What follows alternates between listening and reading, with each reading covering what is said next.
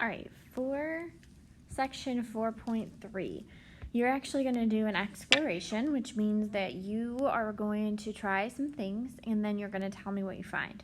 Okay, so it's instead of me just sitting here and telling you what you should see, you're kind of discovering it on your own.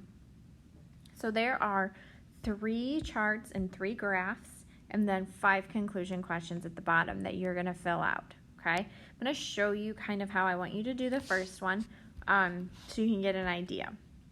Remember, domain are your x values, so I give you these x values here. You can just transfer them directly into the x column of that chart. So just -2, -1, 0, 1, and 2. And then you're going to plug them in for x into the given equation. So y equals 5 minus 2 times -2. So 2 times -2 is -4. 5 minus -4 is 9. So y is 9. And then the point would be, I plugged -2 in for x, and I got 9 for y. So it's just like what we practiced in the notes yesterday. You plug the numbers in, and then you get a point. Then you're going to come over here, and you're going to plot them. So left 2, up 9. Okay? And then you move on to the next one. Then you plug in -1. The thing that you need to know is that it says right here, when either x or y are 0, I want you to plot that point in a different color or highlight it. Okay? So right now, I see right here that x is 0. So I need that point highlighted or plotted in a different color when you put it on your graph. Okay?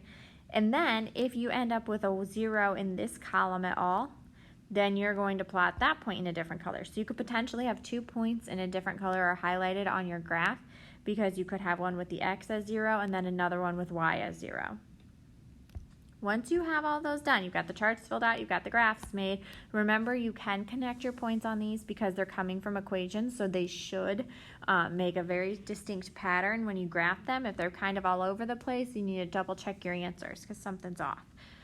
So they should make a very distinct pattern. If anything is 0, you plot it in a different color or you highlight it. And then you come down here and you answer these 5 questions. Okay, so what pattern did they make when they were connected? When x was 0, where were all of your points? When y was 0, where were all of your points? How many points do you need to make a line? And then if you're given the ranges instead of the domains, could you do the same thing? So I give you the domains. I give you the x values for all of these questions.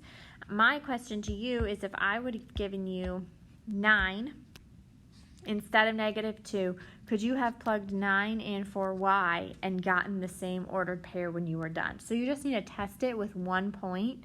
So you could do that right now. You could plug 9 in for y. So you could just do 9 equals 5 minus 2x, solve for x, and see if you get the same x value that we started with. So could you go in both directions is that last question. That's what that's asking, okay? And then that's all you have to do, and then you turn it in, and we'll talk about it and see what we have to do at a different time. Bye, guys.